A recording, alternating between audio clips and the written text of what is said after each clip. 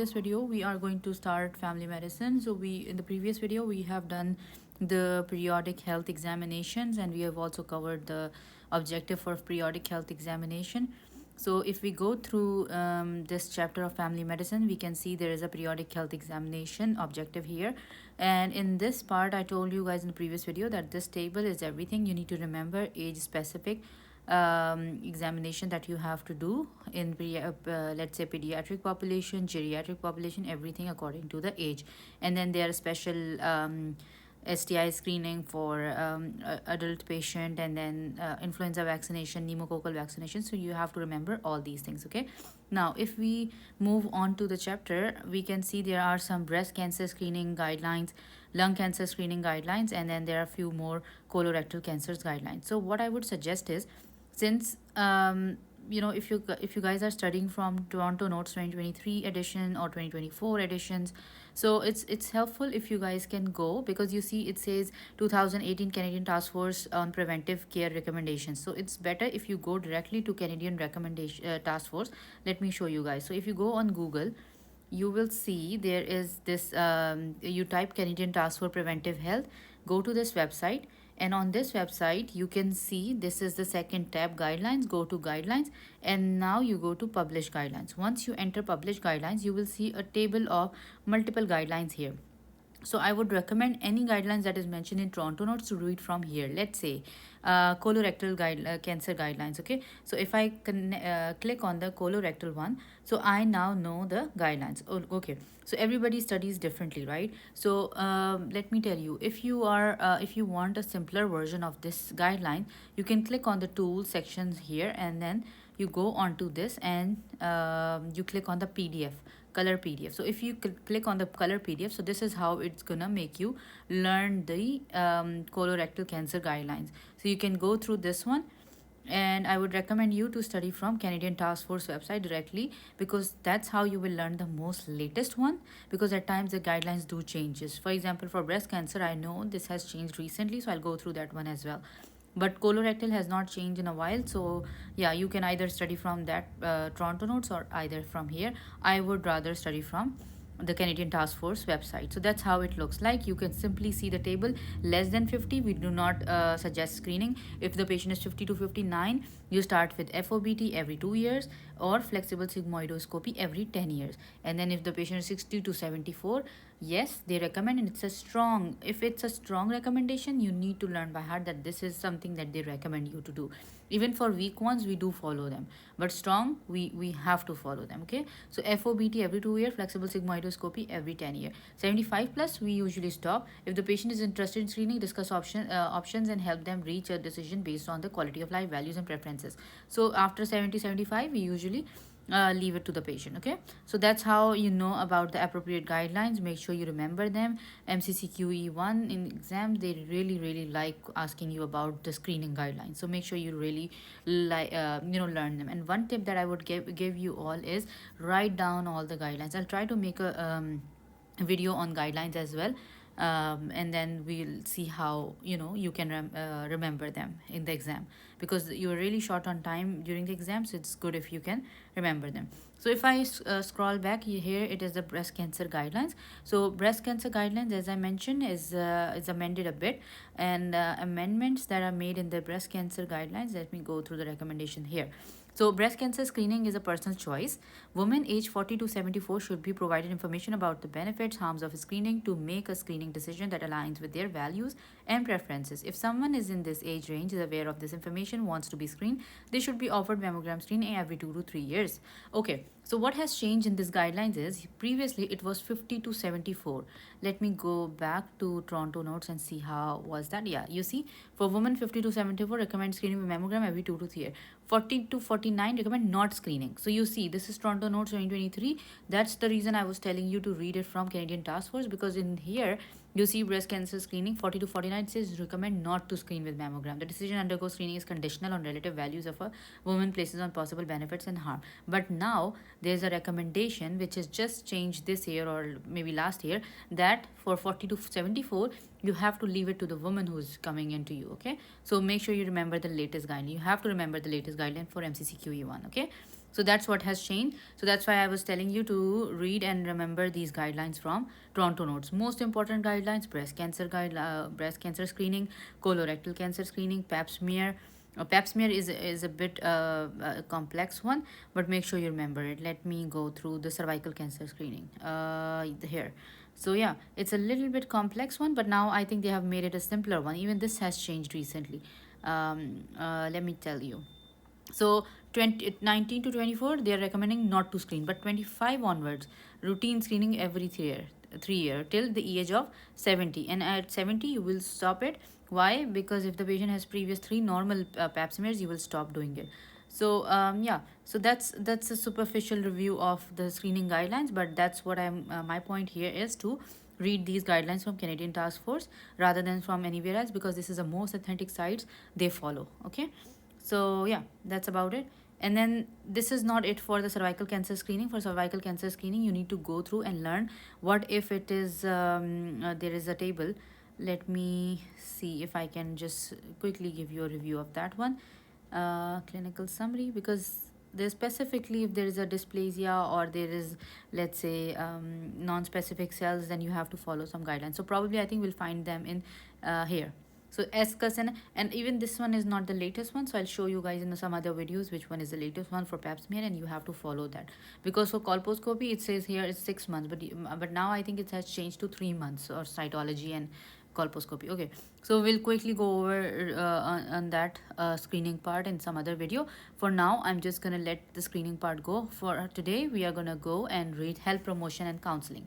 Very important. I have seen questions on exam for this one, and how would the questions appear? Let me tell you. So health promotion is the most effective preventive strategy. Initial steps should include to be respectfully explore the values and purpose of the patient's habit and behaviors. It is helpful to be guided by a patient's present stage of change when having discussions around healthy behaviors. Let it go. Now coming to the motivational strategies for behavior, this is something that I was talking to you about, that it does show up on exam. And what do they ask you in this whole scenario? They ask you about the stages of changes. Let's say if a patient is planning to quit smoking, they would ask you which stage of motivational strategy of behavioral change is he on. So you need to learn them, that what is pre-contemplation, what is contemplation, preparation, action, maintenance, and relapse. So these are the terms that you need to remember. What I do, how do I remember? PC, PAM, R is my mnemonic. PC, PAM, R. So PC is P for pre-contemplation, C for contemplation, P for preparation, A for action, M for maintenance, and R for relapse. So PC, PAM, R. You can make your own mnemonic, that's fine. But what is important here is you need to learn which stage a patient is on. Okay, so now encourage physicians aim in pre-contemplation is to encourage patient to consider possibility of change, access readiness for change, increase patient awareness of the problem and its risk. And what's the physician plan in this situation is raise issue in a sensitive manner, offer not impose a neutral exchange of information to avoid resistance. So in this stage, let me give you an example. A patient is coming to you in the office. He is coming to you, let's say, for a fever or for a cold. Okay, and now during the history you found out that a patient is a smoker. The patient knows that it's not good for his health, but he's not talking to you about smoking. But you know that it's a bad habit and it is affecting his lungs, or maybe is aggravating his asthma or making him have COPD. Now you know the problem, but patient is not aware. So here you will increase the patient awareness, number one, to the problem, assess the readiness for change, encourage the patient for the possibility of change. And how would you do it? You would raise the issue in a sensitive manner and offer a neutral exchange of information to avoid resistance. You need to be careful not to offend the patient or not to make it a problem for a patient, but just to bring it into his attention that if he's ready for it, or maybe if he is even aware of it, right? So in pre-contemplation, you need to check the awareness for the patient or make it bring into his attention. That's what the pre-contemplation phase is. Now, contemplation. Understand patient ambivalence and encourage change. Build confidence and gain commitment to change. Wow. Physician plan is to offer opportunity to discuss pros and cons of the change using reflective listening. Now, in pre-contemplation, we just brought the matter to his attention in a sensitive manner. In contemplation, now patient ambivalence encourage change. Now patient is bringing it up himself, and now he wants to know the pros and cons of the change. So now he wants to discuss. Previously he was not even aware, or he was not even talking about it. You brought it into the attention. That is pre-contemplation. Contemplation is when patient wants to know the pros and cons, or maybe he understands. So now preparation. Explore options and choose course most appropriate for the patient. Identify high risk situation and develop strategies to prevent relapse. Continue to strengthen confidence and commitment. How would you do it? Offer realistic options for change and opportunity to discuss inevitable difficulties. In preparation phase, now patient is now, he is confident and he wants to start doing it.